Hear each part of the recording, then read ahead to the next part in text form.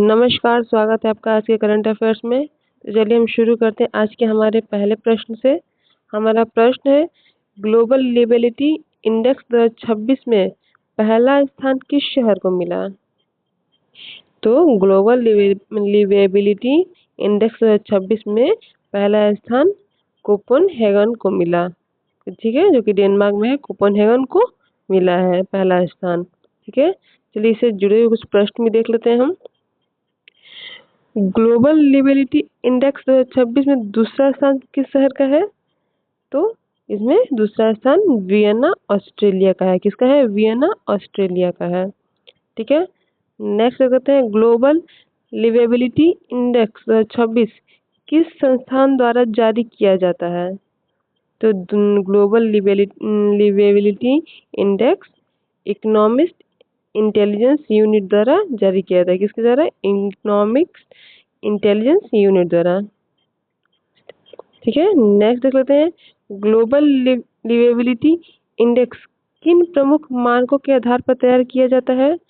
तो यह स्थिरता, स्वास्थ्य, संस्कृति एवं पर्यावरण, शिक्षा और अवसंरचना के आधार पर तैयार किया जाता है। ग्लोबल लिवेबिलिटी इंडेक्स 2026 में भारत का सर्वोच्च रैंक वाला शहर कौन सा है? तो ग्लोबल लिवेबिलिटी इंडेक्स 2026 में भारत का सर्वोच्च रैंक वाला शहर दिल्ली है। कौन सा है? दिल्ली है। ठीक है, चलिए नेक्स्ट देख लेते हैं हम। नेक्स्ट क्वेश्चन हो गया, वैश्विक मानवीय राहत का समन्वय कौन सा यूएन संगठन करता है? तो इसका ओचा करता है। कौन करता है? ओचा। ठीक है, OCHA, इसको ओचा पढ़ते हैं हम। चलिए नेक्स्ट से रिलेटेड कुछ क्वेश्चन देख लेते हैं। ओचा का मुख्यालय कहाँ स्थित है? तो ओचा का मुख्यालय न्यूयॉर्क और जिनेवा में है। ठीक है, कहाँ है? न्यूयॉर्क और जिनेवा में। ठीक है, और ओचा की स्थापना कब हुई थी? तो ओचा की स्थापना 1991 में हुई थी। ठीक है, नेक्स्ट देखते हैं, ओचा किस अंतर्राष्ट्रीय संगठन का अंग है? तो ओचा संयुक्त राष्ट्र का संगठन का अंग है। किसका? संयुक्त राष्ट्र का है। और नेक्स्ट देखते हैं, ओचा का प्रमुख कार्य क्या है? तो ओचा का प्रमुख कार्य प्राकृतिक आपदाओं, युद्धों और मानवीय संकटों के दौरान अंतर्राष्ट्रीय राहत में समन्वय करना। क्या है?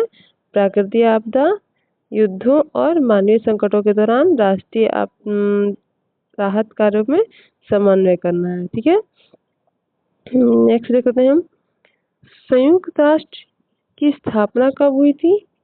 तो संयुक्त राष्ट्र की स्थापना 24 अक्टूबर 1945 में हुई थी। कब हुई थी? 24 अक्टूबर 1945 में। ठीक है,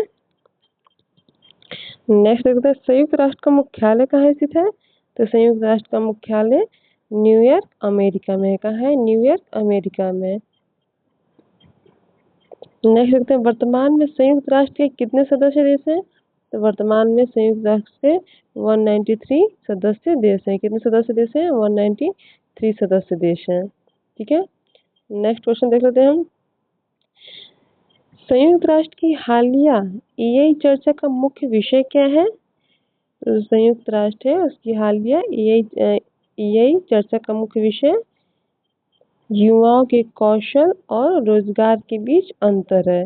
क्या है? युवाओं के कौशल हो गया और रोजगार के बीच में अंतर है। ठीक है, ये है EI चर्चा का मुख्य विषय है। ठीक है, तो इससे जुड़े हुए कुछ प्रश्न देख लेते हैं। AI का पूरा नाम क्या है? ये तो आप लोग जानते ही होंगे। AI का पूरा नाम आर्टिफिशियल इंटेलिजेंस है। क्या है? आर्टिफिशियल इंटेलिजेंस है। ठीक है, नेक्स्ट देख लेते हैं, संयुक्त राष्ट्र के अनुसार AI का सबसे बड़ा लाभ क्या है? तो संयुक्त राष्ट्र के अनुसार AI का सबसे बड़ा लाभ शिक्षा, स्वास्थ्य, नवाचार और उत्पादकता में सुधार है। क्या है? शिक्षा है, स्वास्थ्य है, नवाचार है और उत्पादकता में सुधार है। ठीक है, नेक्स्ट देख लेते हैं, रोजगार पर प्रभाव। क्वेश्चन देख रहे हैं, AI के बढ़ते उपयोग सबसे बड़ी चुनौती क्या मानी जाती है? तो एआई के बढ़ते उपयोग में सबसे बड़ी चुनौती रोजगार पर प्रभाव और आवश्यकता कौशल की कमी। ठीक है, क्या है? रोजगार पर प्रभाव और आवश्यकता कौशल की कमी को, ठीक है, यह चुनौती मानी जाती है। नेक्स्ट देखते हैं, एआई पर वैश्विक स्तर का सहयोग को बढ़ावा देने में कौन सा संगठन प्रमुख भूमिका निभा रहा है? तो एआई है, एआई को वैश्विक स्तर पर सहयोग बढ़ाने के लिए कौन सा संगठन प्रमुख भूमिका निभा रहा है? तो ये संयुक्त राष्ट्र इसमें भूमिका निभा रहा है। कौन सा निभा रहा है? संयुक्त राष्ट्र भूमिका निभा रहा है। ठीक है, नेक्स्ट देखते हैं, संयुक्त राष्ट्र का वर्तमान महासचिव कौन है? तो संयुक्त राष्ट्र के वर्तमान महासचिव एंटोनियो गुटेरेस हैं। कौन है? एंटोनियो गुटेरेस है। कौन है? ठीक है, याद रखिएगा, संयुक्त राष्ट्र के वर्तमान महासचिव वो एंटोनियो गुटेरेस है। ठीक है, नेक्स्ट देखते हैं, एआई का उपयोग किस क्षेत्र में सबसे अधिक तेजी से बढ़ रहा है?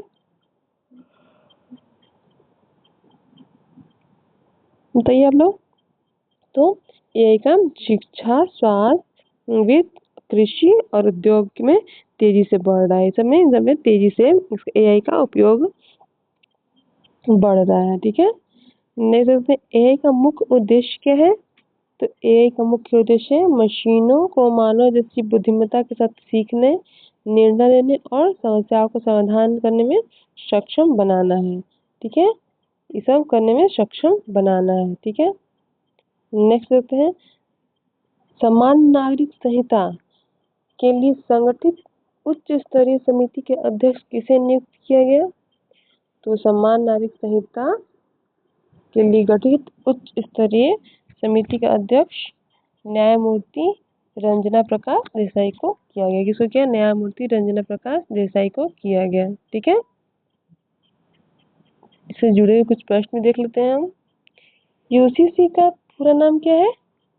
तो यूसीसी का पूरा नाम है यूनिफॉर्म सिविल कोड। क्या है? यूनिफॉर्म सिविल कोड है यूसी का, समान नागरिक संहिता है। ठीक है, नेक्स्ट लगते हैं, भारतीय संविधान के किस अनुच्छेद में समान नागरिक संहिता का उल्लेख है? तो भारतीय संविधान के अनुच्छेद 44 में समान नागरिक संहिता का उल्लेख है। किसमें है? 44 में है, समान नागरिक संहिता का उल्लेख है। ठीक है, और अनुच्छेद 44 संविधान के किस भाग में शामिल है? तो अनुच्छेद 44 संविधान के भाग 4 में शामिल है। किसमें? भाग 4 में शामिल है। ठीक है, नेक्स्ट देखते हैं, समान नागरिक संहिता का मुख्य उद्देश्य क्या है? तो समान नागरिक संहिता का मुख्य उद्देश्य सभी नागरिकों के लिए विवाह, तलाक, उत्तराधिकार और गोद लेने जैसी व्यक्तिगत कानूनों के लिए समान कानूनी व्यवस्था लागू करना है। क्या? जो जैसे मान लीजिए कि आप विवाह हो गए, तलाक हो गया, किसी को गोद लेना है, बच्चे को गोद लेना हो, किसी को गोद लेना हो, ऐसे कानूनों में समान कानूनी व्यवस्था लागू करना है। ठीक है, नेक्स्ट देखते हैं, भारत में यूसीसी सबसे पहले किस राज्य में लागू हुआ? तो भारत में यूसीसी सबसे पहले उत्तराखंड में लागू हुआ। किसमें हुआ? उत्तराखंड में लागू हुआ है। ठीक है, नेक्स्ट देखते हैं, भारतीय संविधान कब लागू हुआ था? तो भारतीय संविधान 26 जनवरी 1950 को लागू हुआ था। ठीक है, नेक्स्ट देखते हैं, भारतीय संविधान के नीति निर्देशक तत्व किस देश के संविधान से प्रेरित है? तो भारतीय संविधान के नीति निर्देशक तत्व आयरलैंड के संविधान से प्रेरित है। किसके? आयरलैंड के संविधान से प्रेरित है। ठीक है, तो नेक्स्ट देखते हैं, समान नागरिक संहिता का संबंध मुख्य रूप से किन विषयों से है? तो समान नागरिक संहिता का उद्देश्य विवाह, तलाक, उत्तराधिकार, गोद लेना और पारिवारिक कानून जैसे संबंधों से है। ठीक है, जो विवाह हो गया, तलाक हो गया, उत्तराधिकार हो गया, या गोद लेना और पारिवारिक कानून जैसे सब इन सब में मुख्य संबंध है इसका। ठीक है, नेक्स्ट क्वेश्चन देख लेते हैं, बागवानी में उत्कृष्ट प्रदर्शन के लिए एग्रीकल्चर लीडरशिप अवार्ड किस राज्य ने जीता? तो इसको गुजरात ने जीता। किसने जीता? बागवानी में जो उत्कृष्ट उत्पादन है इसमें एग्रीकल्चर लीडरशिप अवार्ड गुजरात ने जीता। किसने? गुजरात ने जीता। ठीक है, इससे जुड़े हुए कुछ प्रश्न देख लेते हैं हम। तो एग्रीकल्चर लीडरशिप अवार्ड किस क्षेत्र में उत्कृष्ट प्रदर्शन के लिए दिया जाता है? तो एग्रीकल्चर लीडरशिप अवार्ड कृषि एवं बागवानी क्षेत्र में उत्कृष्ट उत्पादन के लिए दिया जाता है, प्रदर्शन के लिए दिया जाता है। ठीक है। और गुजरात की राजधानी क्या है? तो गुजरात की राजधानी गांधीनगर है। क्या है? गांधीनगर है। गुजरात के वर्तमान मुख्यमंत्री कौन है? तो गुजरात के वर्तमान मुख्यमंत्री भूपेंद्र पटेल है। कौन है? भूपेंद्र पटेल है गुजरात के वर्तमान मुख्यमंत्री। और गुजरात के वर्तमान राज्यपाल कौन है? तो गुजरात के वर्तमान राज्यपाल आचार्य देवव्रत है। कौन है? आचार्य देवव्रत। ठीक है। नेक्स्ट देख लेते हैं, गुजरात का प्रमुख बागवानी उत्पाद कौन सा है? तो गुजरात का प्रमुख बागवानी उत्पाद आम, केला, अनार और खजूर है। क्या है? आम, केला, अनार और खजूर है। ठीक है। नेक्स्ट देख लेते हैं, भारत में बागवानी अनुसंधान के लिए शीर्ष संस्था कौन सी है? तो भारत में बागवानी अनुसंधान के लिए शीर्ष संस्था Indian council of agricultural research है। कौन से? Indian council of agricultural research है, भारतीय कृषि अनुसंधान परिषद। ठीक है। इसको हिंदी में भारतीय कृषि अनुसंधान परिषद बोलते हैं, वो है शीर्ष पर। ठीक है। नेक्स्ट देखते हैं, भारत में कृषि एवं किस कल्याण मंत्रालय के वर्तमान केंद्रीय मंत्री कौन है? तो भारत में कृषि एवं किसान कल्याण मंत्रालय के वर्तमान केंद्रीय मंत्री शिवराज सिंह चौहान है। कौन है? शिवराज सिंह चौहान है। देख सकते हैं, भारत में बागवानी मिशन को बढ़ावा देने वाली प्रमुख योजना कौन सी है? तो भारत में बागवानी मिशन को बढ़ावा देने वाली प्रमुख योजना mission for integrate development for agriculture है। कौन है? Mission for integrate development of agriculture है। ठीक है। ये है भारत की बागवानी मिशन को बढ़ावा देने वाली प्रमुख योजना है। ठीक है। तो ये था हमारे आज करंट अफेयर्स के आज के इम्पोर्टेंट कुछ प्रश्न। वीडियो अगर आपको पसंद आई हो तो लाइक कीजिएगा, चैनल पर नया है तो सब्सक्राइब करना ना भूलें। मिलते हैं नेक्स्ट वीडियो में, तब तक के लिए धन्यवाद।